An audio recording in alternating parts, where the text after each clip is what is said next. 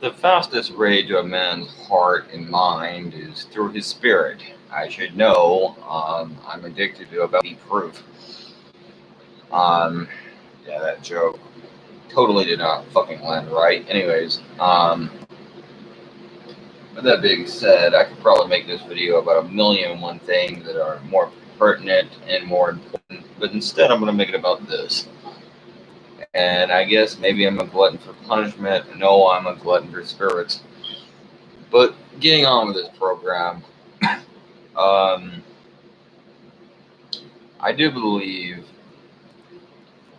though I'm not a Christian, in case you thought, yeah, that guy, he looks like a fucking person working at the Salvation Army. But anyways, all the same, I will say this. I do believe if you mean your religion to basically be, and let's be honest for once, for the religion of truth, for the belief, for the religion of truth, you sure do like to spin things and not get to the point. I should know. But basically, if you mean your religion, you're basically an offshoot of older sun cults. And when I say older sun cults, I mean Mithraism, the cult of Osiris out of Egypt, basically the cult of Horus too, that was, semi the same thing, and a shit ton of other religious beliefs.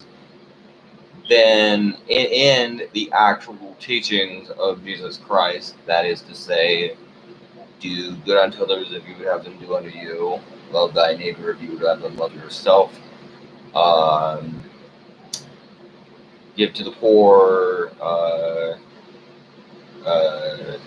don't be dead to the world is a teaching actually in Christianity, and I would say I'm very, very much dead to the world in some ways, although I'm still on here as I guess not. But anyways, there is a place for that religion, and I think that this is my attempt at trying to help get you on that path to that. By saying this, I think that the biggest problem with Christianity is you have in America very much what a lot of people actually had to some extent in the medieval era, and that is you have your little church, and then that little church is what tells you what to believe about your religion. Now, I won't tell you about your religion, whether I believe it or not is not the point. There are many different types of Christianity throughout the world, especially once you go to Europe, as well as other places. And if you go to Europe, we'll start with one that does have quite the following in America, though I doubt you know anything about it, Roman Catholicism. Now, I'm not going to defend Roman Catholicism here because obviously it's a corrupt institution that has a lot more to do with materialism and money than it does actual spirituality in many ways also. But there is a spiritual connotation to it. There's a spiritual point. If you go to a lot of churches, you might as well go to the Republican National Convention in America. And the entire pro-life thing has become totally politicalized, and a lot of the Catholics are right on board with that. But this is the one thing I will say about the Catholics. They say they're pro-life, and they are also anti-death penalty. Now, they don't always tend to be anti-war, because that's a bit of a more complicated issue, because it depends on what fucking war you're talking about. But a lot of those people were also against the Iraq War. Now, I don't like Catholics, and obviously they have plenty issues themselves, mostly with the kids screwing. But minus the shit they shouldn't be doing, and they say they don't know anything about, at least what they say in some is so far as being pro-life, and if you're looking at it as pro-life, that is kind of largely the point. The overarching point of Christianity is pro-life, isn't it? Or it should be. The entire concept of Jesus was he was a guy. in a corrupt system, in a corrupt country, in a corrupt time. Jesus Christ was born. He was poor. He was born in a barn. He grew up. He stood up for his beliefs. He was executed and rose from the grave. And of course, all of this is nonsense, but it's also basically sun worship. It's all tied in with very ancient sun cults. And of course, that doesn't completely negate it. Everything is formed out of something or another from some time period or another, and I understand that. But his religion is taken from Rome, it's taken from Egypt, from Babylon, ancient Babylon, the religion of Ishtar, ancient religion of Nimrod, the Babylonians, sun cult or mystery religion, the cult of Osiris, the cult of Horus out of Egypt, the cult of Mithra out of Rome. And the point is, if you go to Europe and if you look at that, and I like goth and the Catholic religion, I mean, that's where we got vampires from, really, because the European ideal of vampires was the first one that really narrowed it down to this is a corrupted body or a corrupted body of a person who had done bad in life, or there was something wrong with him. He was excommunicated, or he was an alcoholic like myself, or something, and he must remain buried in the hollow ground of his earth because he was too corrupt for heaven or hell, basically. And you get this beautiful story based on spirituality, and we've turned that into the Hollywood story of redemption and salvation and things that go along with you must destroy the body to free the soul. And in many ways, this is the story of Jesus himself. He destroyed himself to free the soul. Christians themselves look to the afterlife to become immortal. I think, and maybe I'm wrong about this, but I think Evanescence was filmed in Rome, Italy. That song "My Mortal" by Evanescence, because the Eternal City, and it's also tied in with Rome, and of course Mussolini, and some very shady dealings with the Christians divided that up, and you got Rome, and you got the Vatican, and whatever the fuck. But the point is, and when you go to Rome, you flip the fucking penny into the thing, and there's a lot of beauty there. And when you also go there, you also get the Eastern Orthodoxy in the Romania, in different places. You get the Greek Orthodox Church. You get the Church of England in England, and that's a totally messed up bunch of shit that's going nowhere, but whatever. And that's a Protestant one. When you go to Germany, they're Protestant, but you have obviously Catholics there. When you go to different places, and then when you go to Egypt, they have the Egyptian Coptic Church. That is a Christian church. They're now a minority, but they have still a significant standing in Egypt. They have their religion. And I was watching about the influences of Mithra and Osiris on what is it? I guess just Christianity. And I have to say, this was one of those things that really resonated with me when I was a kid. Because for years, I'm thinking Christianity, I'm thinking simple, very bare, very barren religion when I'm thinking Christian. There's no spiritual connotation, really. I'm not saying that because you're a Christian, you're a Republican, but that's the kind of way it came across to me, and it's just like I want nothing. And that was one of the reasons I did get out of it, and I have no intentions of going back anyways. But the point of the matter is this. She was talking about in the ancient 3,000 something year old temple of Osiris, where they concentrated, or constantly, whatever I'm trying to say. They turned it over to Christ, the early Christians did. And it's now, I guess, a Christian church. And they were celebrating, I don't know if it's Christmas or Easter or whatever in Egypt. And it's largely the same as a lot of the rituals they have now. And she was talking about Christianity. If you think about chanting hymns, incense, candles lit for the God's resurrection all across Egypt, and in the temple, it would have been magical. It would have been, for the resurrection of the god Osiris. And it was all about how Osiris has parallels, and the cult of Osiris had parallels with, in other Egyptology, has parallels with the Christian religion. There is a wonderful book named Christ in Egypt. Something, I forget the name of it,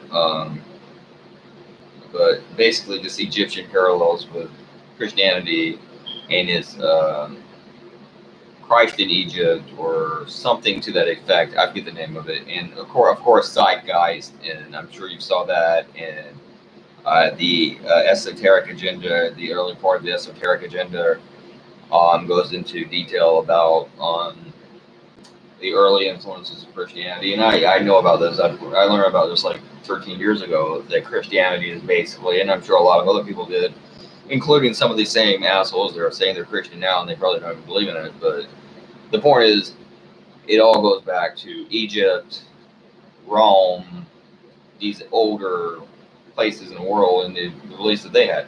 Now, I was just thinking, how wonderful would that be if 2,000 years from now, or at the rate Christianity in this country is going, because they're going down fast, because they're totally driving everybody away with the total hypocrisy and the hatred and the condemnation and the judgments and all the shit that they do. The greed and the hypocrisy and the people being called doing sexual shit like Jerry Falwell's son is a cuckold, like he's literally a cuckold. But how wonderful would it be whenever, if you look back at American Christianity, and instead of saying,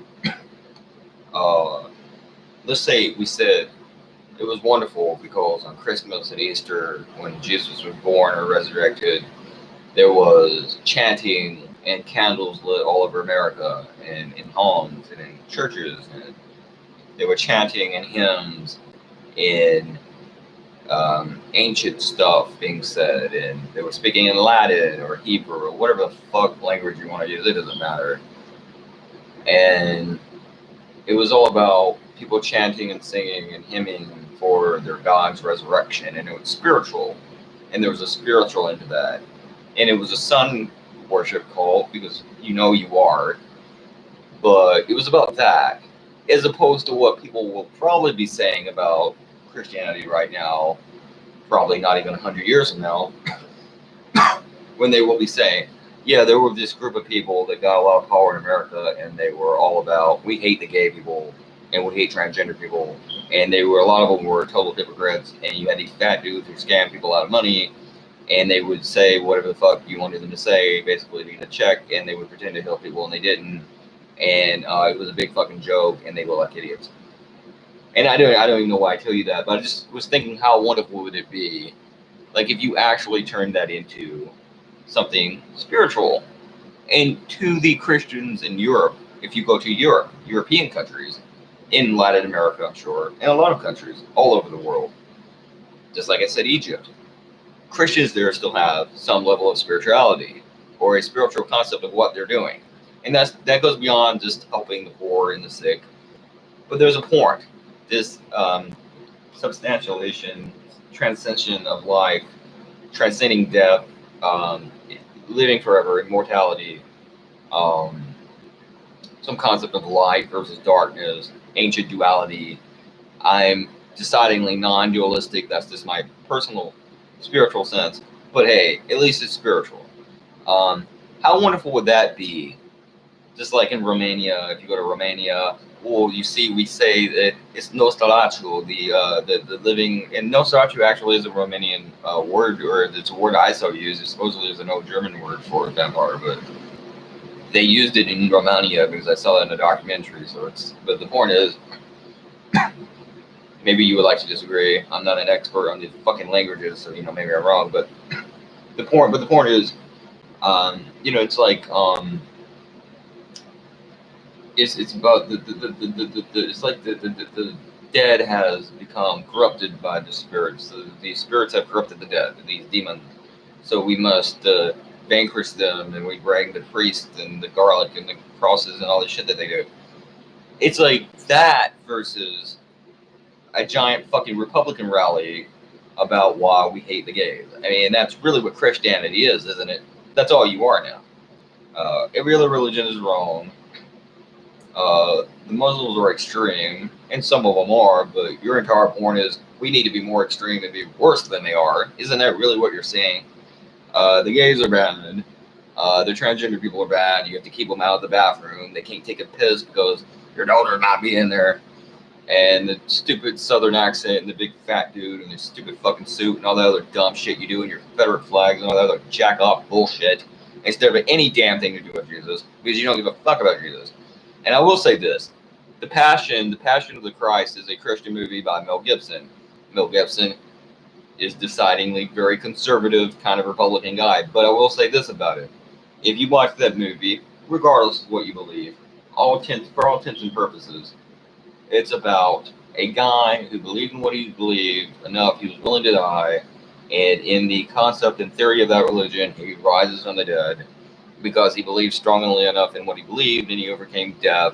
And there is a spiritual concept and a spiritual compartment, or whatever the fuck I'm saying, to what he was doing. It was positive. And it's a beautifully made film with a beautiful soundtrack, and it does seem, first of all, very gothic, I thought. It's a very dark film. The guy who played it is very charismatic, very attractive guy.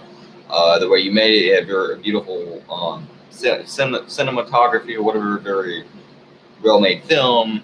The soundtrack is very well-made, and so forth. Another movie that's very interesting that you might not like is Last Temptation of Christ. That's a hell of a movie. But the point is, imagine if you made your film more like, I guess what I'm saying is imagine, and I forget the exact tie-in with this, but imagine if you made your religion more like that versus a fucking John Hagee sermon or some other god-awful crap.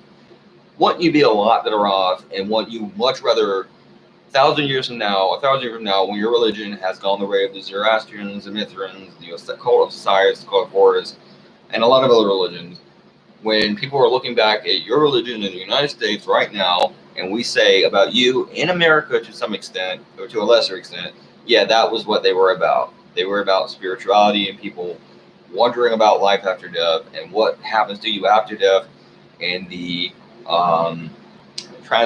transmigration of the soul into something different, and you live after death and you don't die. Wouldn't it be nice? Wouldn't it be nice if they think about the communion and that Latin, the Roman Latin Mass, and speaking in Latin and candles and that kind of thing versus we must stop the gays from getting married.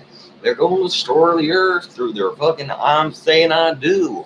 What kind of nonsense is this? Yeah, fuck that. Fuck them. If you're a Christian, stop giving these con artists your money so they can probably go and spend it on the same thing they're telling you not to. Wink, wink.